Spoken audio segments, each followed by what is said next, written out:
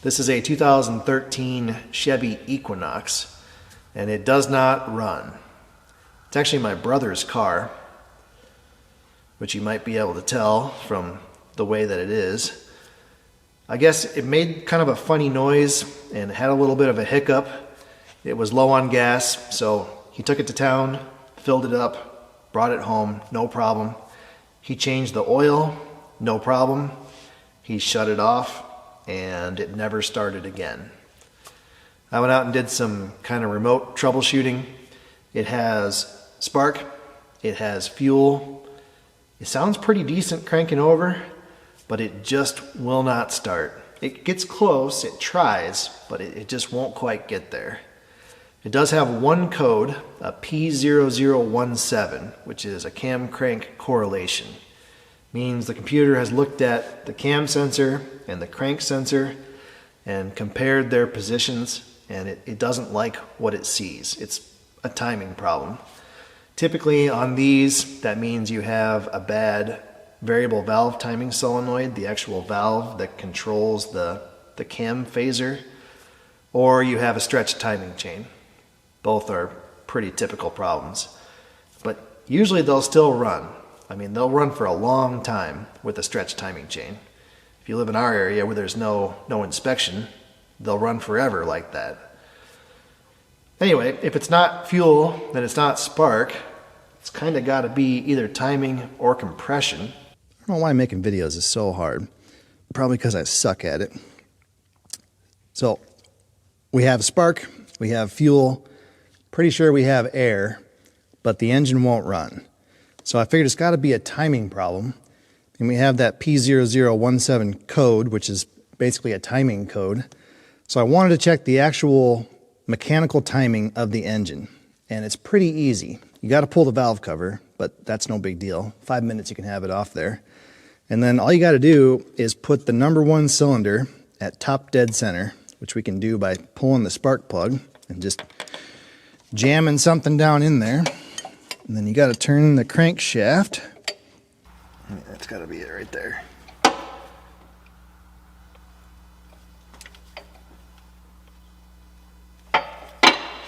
Close enough. And there's a timing mark on this sprocket and a timing mark on this sprocket. They're supposed to be at 10 o'clock and 2 o'clock. And they are right on the money. So I don't think there's a timing problem with this engine. And that's kind of where I got stuck. So if it's not the timing, about the only thing left is compression.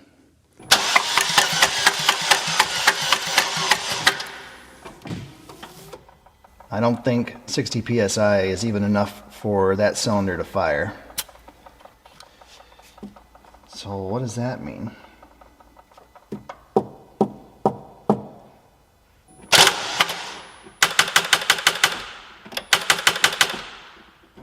Our battery.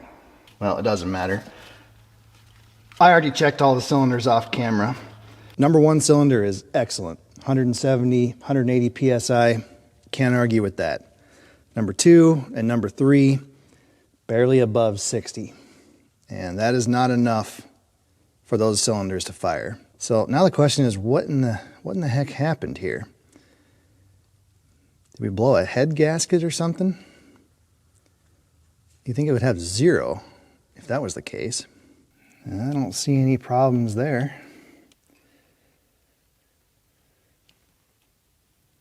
Doesn't look too bad. Switch to the side camera here. Intake valves are a little dirty. Pretty typical for a GDI engine. Cylinder's got good crosshatch. I don't see any problems. It does not appear, there's a little scoring right there. That's not ideal. I don't know. But it doesn't appear that the valves have hit the piston. At least I don't see any sign of that. That thing looks great. Cylinder wall's not fantastic, but I've seen a lot worse. So what the heck's going on here? Doesn't make sense. I made a discovery. So the P0017 code is only for the exhaust cam sensor. We don't have the same code for the intake cam sensor. So that got me thinking,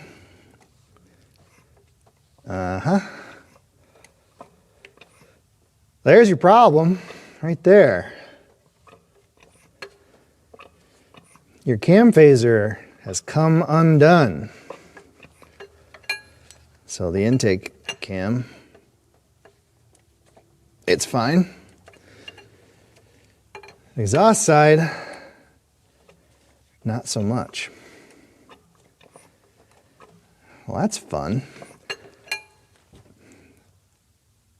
What's crazy is I'm almost positive I checked that. In fact, you can see the marks on here where I had a pair of Knipex pliers on there, and I turned that camshaft, and I did not see that problem. So maybe the lock pin was still kind of halfway engaged, and I didn't catch it. Yeah, I think that's our problem right there. We should probably do a leak down test on those cylinders just to be sure, but I would say we have a bad cam phaser. That's pretty diabolical. How would that take down the compression? I gotta think about that for a minute. So we're right at the top of the cam profile. So that exhaust valve is open about as far as it can be. So if I go just a shade further, the cam should like snap over. There, right there. Did you see that? So the cam just snapped from there to there. The exhaust valve is closing, I don't know, 20 degrees before it should, or something like that. Or you could say it's opening 20 degrees late. So if it can't get the air out, does that mean it can't build compression? It'd be a lot less confusing if it was on the intake cam. But I'm pretty sure the effect is the same. So if we have less duration, basically, on the exhaust cam, that means that less air can move through the cylinder. And if the pressurized air stays in the cylinder, then it can't suck more air in on the next intake stroke, and you would end up with less volume of air in the cylinder, and that would give you less compression. Pretty sure that's right. Go ahead and leave me your thoughts in the comment section. I think we've just got a bad cam phaser. Just to be sure, I want to do a leak down test. So the lobes are up, should be on the compression stroke.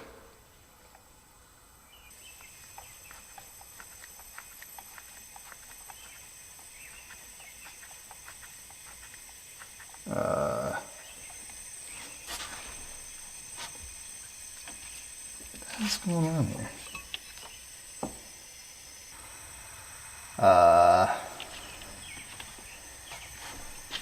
That's not good. So ideally the gauges would read the same if there was no leakage. Typically you want it to be, 10 or 15%. We're at basically 0%.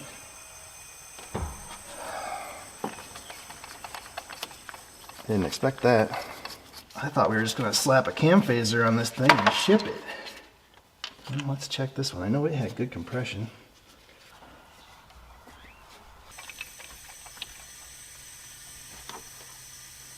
I think my tester is defective. That's the good cylinder.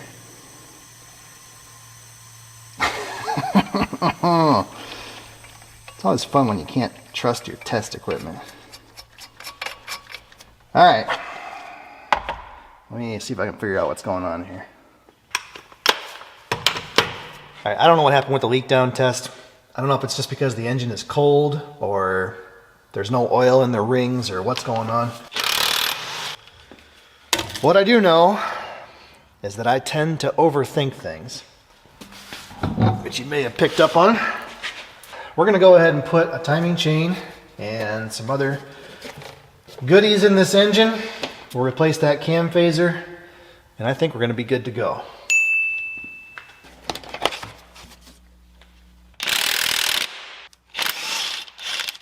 Probably ought to take the belt off.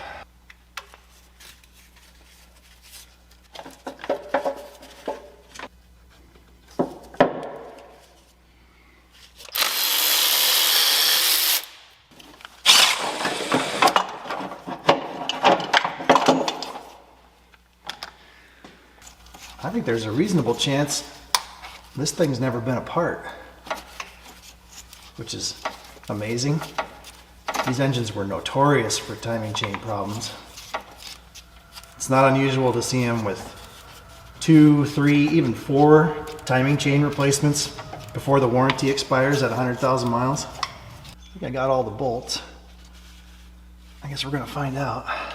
These covers can be a real bear.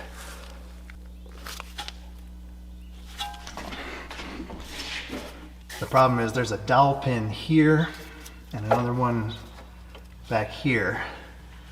And this car is 12 years old, so they do not want to come out.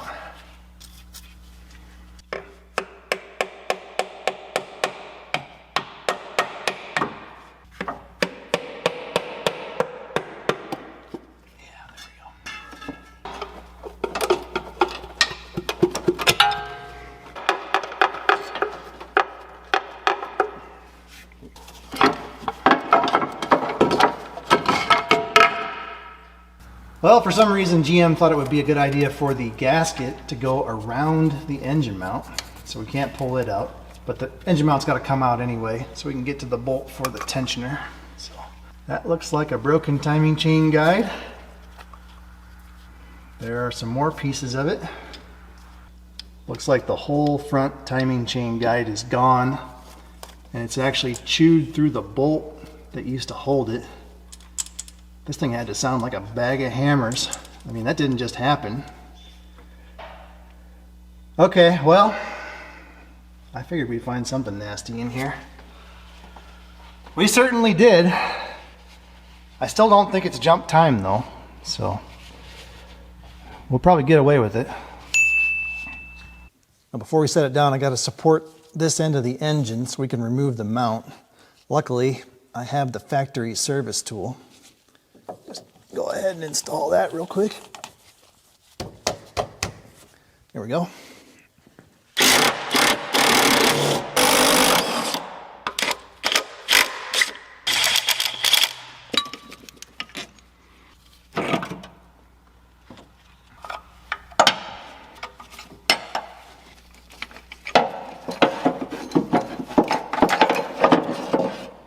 Okay, there's the engine mount. And there's the gasket. And I was wrong. The plug for the timing chain guide is right here. You can get to it without pulling the engine mount. So the only reason we have to pull that mount is to get this gasket. The mind boggles.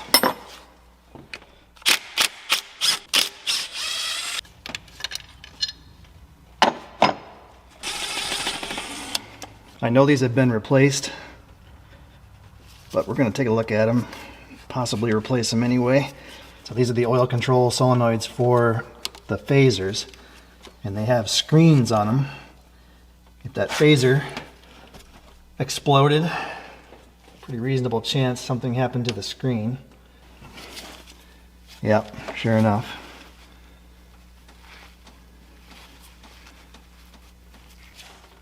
Yep. So that's also part of your problem right there.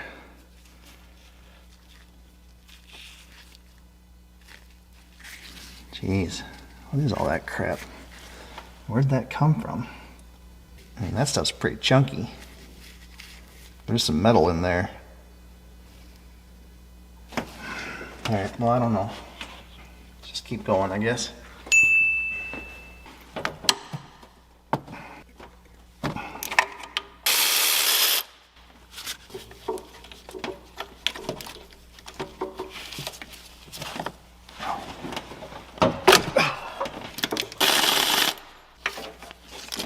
it is.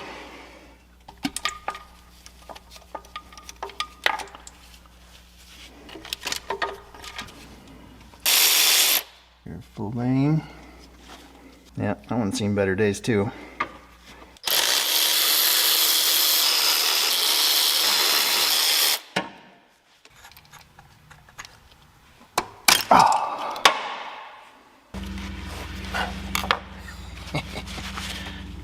Maybe I should put on some safety glasses.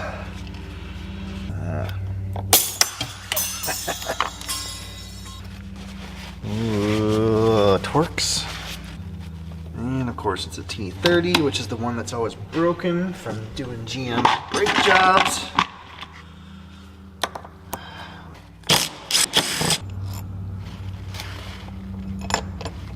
Looks like it's still got some oil in it.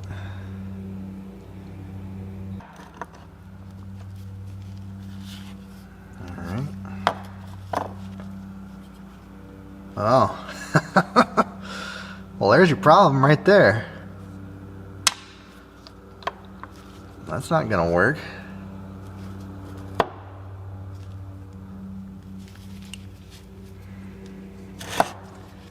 Well, this thing is pretty cool. So if you're not familiar, this is a cam phaser, and its whole job is to allow the engine to advance and retard the timing, the actual mechanical timing between the camshaft and the crankshaft. And it uses engine oil pressure. So there's a solenoid, like this guy here, and it takes oil in and spits it out one of these two places.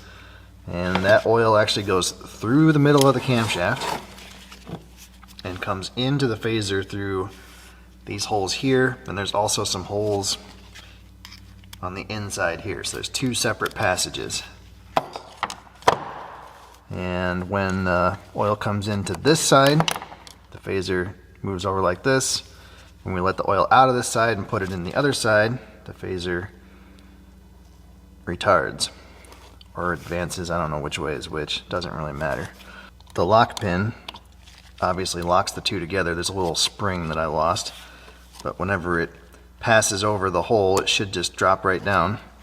And then to release it, might be able to see it, there's a little passage right there, and anytime that there's pressurized oil in this cavity, it goes through that little passage underneath of the lock pin and hydraulically pushes the pin up, and then the spring pushes it back down.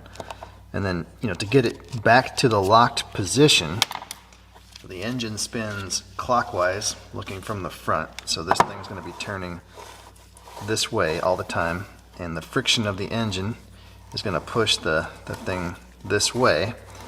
So as long as there's no oil pressure here, it should always come back to this position, and the lock pin should always drop in. There's also a spring. I don't know how much that helps, but it's there too. Now, you got to have the lock pin for the very reason that we saw when it was on the car. Without the lock pin, in certain times when the cam lobe goes past the valve, the cam will snap over. What I'm not sure about is why the lock pin didn't engage. So my only guess at this point is that this broken vane must have been jamming it up so that it couldn't go all the way back to its locked position. But you saw that it was moving. I don't know, you would think that it would drop in. I mean, obviously this cam phaser is broken, but it's not broken the way that I thought it would be. I thought the actual lock pin would be broken. That's not the case. Yeah, pretty interesting. So the obvious question is, why do you need a cam phaser? And the answer is, you don't. I mean, the engine could run fine without it. They can give you a little more torque at the bottom end and a little more power at the top end without making the engine run kind of rough. But the big reason is just for efficiency. They can give you a little bit better fuel economy. There's also other benefits. With the cam phasers, you don't have to have an EGR valve, because the cams can be manipulated to have more overlap. That's where the exhaust and intake valves are open at the same time. And that gives you the EGR effect without having to have the actual valve. I mean, basically every automotive engine on the road today uses some form of variable valve timing. and some of them work better than others. I don't know exactly why. Certain engines just seem to have a lot of problems. You know, Ford, notoriously on their modular engines, had tons of problems with cam phasers. It's kind of amazing. I mean, internal combustion engines have been around for, what, 140 years? And you would think by now we would have it figured out, but somehow they just keep finding new problems. Well, this is what I was able to recover of the front timing chain guide. There are some pieces that are unaccounted for. So this is what it's supposed to look like. There's a chance that they're in the oil pan, and if we drop the pan, we might find them.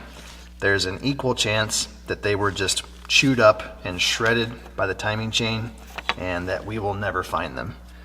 So we got to make a judgment call. I've been down this road before, and I have dropped pans trying to find parts of broken timing chain guides, and wasted a lot of time and a lot of money and not found any pieces. He just changed the oil. He said there was nothing in the oil that was abnormal. I think we're gonna let it go. We're not gonna worry about those pieces. We're gonna clean things up the best we can, and we're gonna put it back together.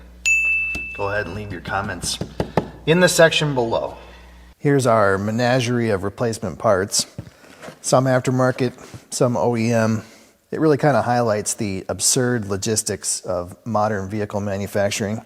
So the 2.4 Ecotec, I believe, was designed by Opel in Germany, made by Daewoo in Korea, and the parts are from all over. We've got cam phasers and bolts made in the USA, new VVT solenoids, don't know where those are from. Gaskets and a front main seal, new crank bolt. This is a Cloy's aftermarket balance chain kit. Pretty sure it's all made in China. This is a GM, well, Delco main timing chain kit made in Slovenia, but within the GM timing chain kit is a Cloy's branded tensioner or guide, whatever you want to call that. It does have the updated balance shaft sprocket design. So the originals have this kind of floating damper inside. These are supposed to be better. All you can do is put it together, cross your fingers, and hope it works.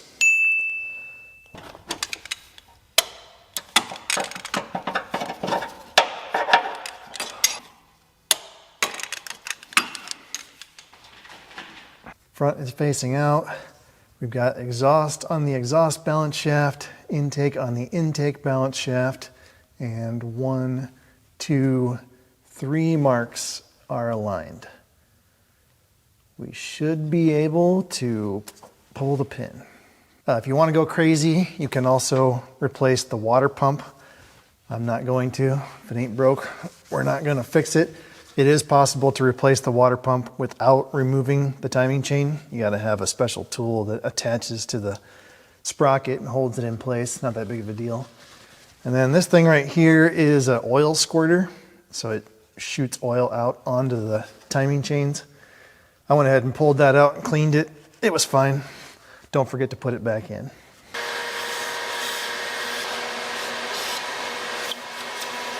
You can see nothing, and it looks like you took the entire engine out.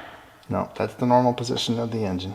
Like I said, there's quite a bit of room to work on it in this car. It's not bad. Well, you took something out. Well, what usually is over here that you took out? The air filter sits here. Oh, okay. Then there's a big box, air box thing on the top and the cover. It just looked very empty from that angle over there.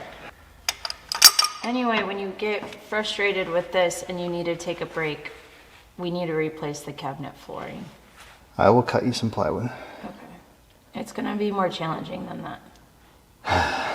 Of course. The joys of home ownership. See you later. She's on a mission.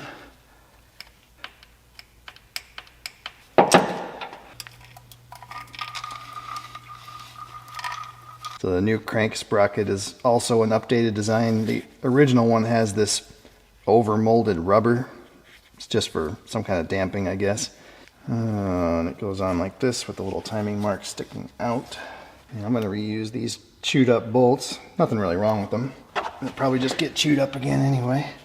I do like to use a little Loctite on these bolts because there's shoulder bolts like this have a tendency to work themselves loose. There we go. So you got to go in past this boss and then drop it down and then go back out around the crankshaft. I was wrong. There's a spacer on both sides of the crank sprocket. So I've got that installed. Now the tricky part. I've got the chain on the timing mark on the crank sprocket. There it is.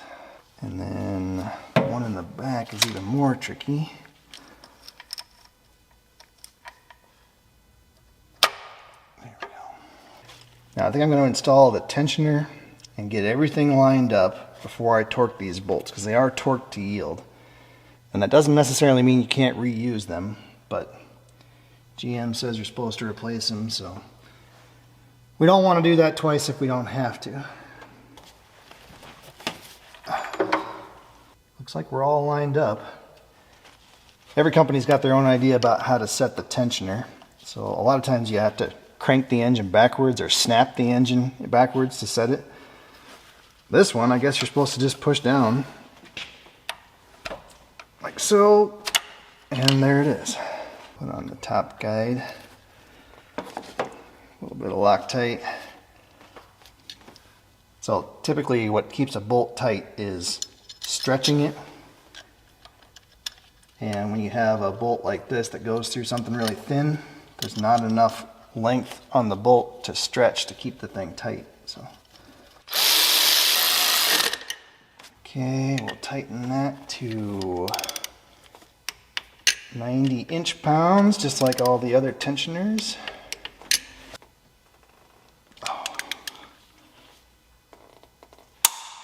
63 foot-pounds. Now we gotta go another 30 degrees. 6 times 6 is 36, so each flat is 60 degrees. So we need to go half a flat. So it's got a flat sticking up, so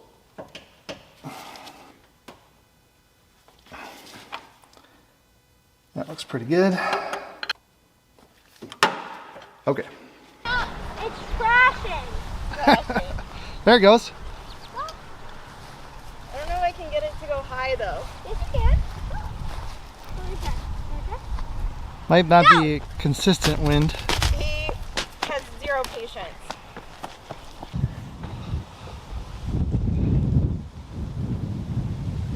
Pretty good. I can even roll it in. Great. It's fine. It's fine. Hold it back.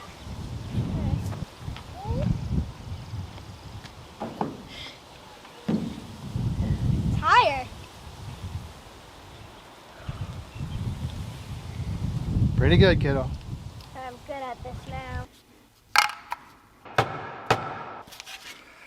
Oil pump housing here did get a little bit chewed up by that timing chain, but shouldn't hurt anything.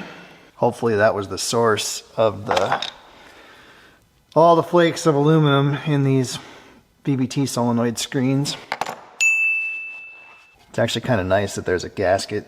The timing covers where they use RTV silicone, that's usually not fun. You almost always end up smearing it on your way in.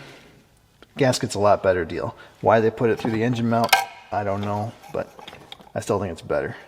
Put a little silicone right there where the two halves of the crankcase bolt together.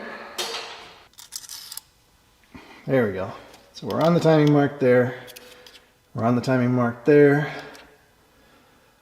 We're on the timing mark there. And way up yonder, we're on the timing mark there.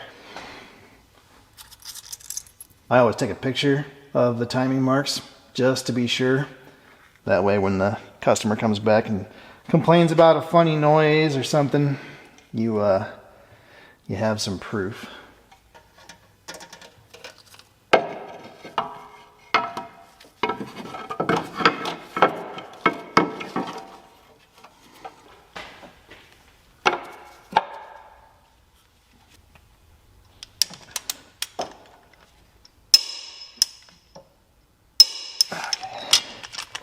There's a special tool for holding the crankshaft, which I don't have.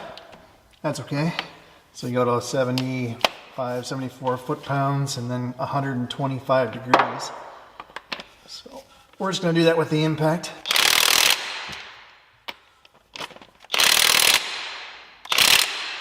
Just like factory.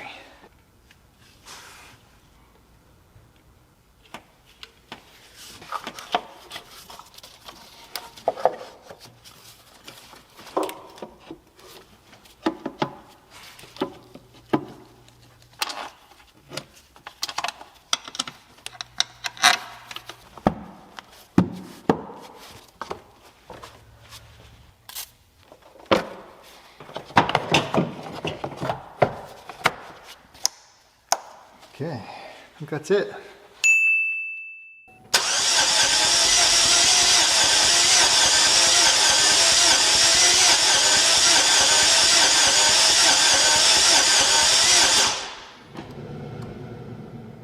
Well, that's not good.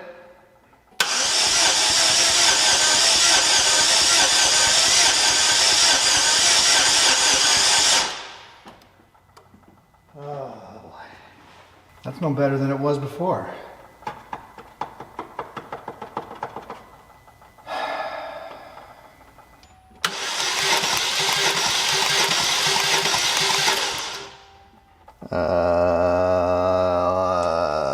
What the heck is going on? I had good compression on number one before we started this.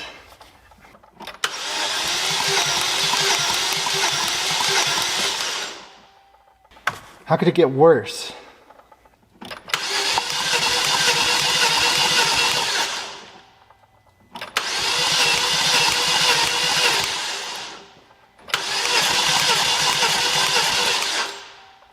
See, but that one is good. I don't get it. We're gonna put a little oil in the cylinders. I'm hoping that maybe it's just cylinder wash. You know, it's been cranked a lot without running. Maybe the fuel has just washed all the oil out of the rings and it just doesn't have enough compression.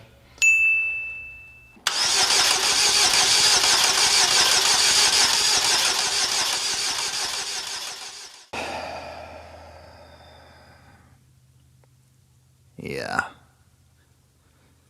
Obviously, this job did not go according to plan. The phaser was definitely bad, and so were the chains and guides. We did a bang-up job replacing those parts, but apparently that was not the only problem. And I actually still don't know what the real problem is. I'm more confused now than when we started, and I was pretty confused then. I mean, I'm fairly confident that the engine did not jump time and that the pistons did not hit the valves. So what could cause an engine to suddenly lose compression on 3 out of 4 cylinders? Not lose it entirely, just drop it low enough that it won't run. I don't know. And the leak down test was trying to tell me that there was a problem. I just didn't believe it. There couldn't be a 95% leak down rate unless there was a hole in a piston or some kind of catastrophic failure. But that's what the test was trying to tell me. I just didn't listen. Anyway, if you know what's going on here, fill me in because I'm lost. We're gonna start tearing this engine apart though, and see if we can get to the bottom of it. We're probably gonna end up elbows deep in the block, pulling pistons and looking at rings and all that kind of fun stuff. Maybe we'll just toss it and get another engine. I really don't know. We'll fix it, but not today. Thanks for watching.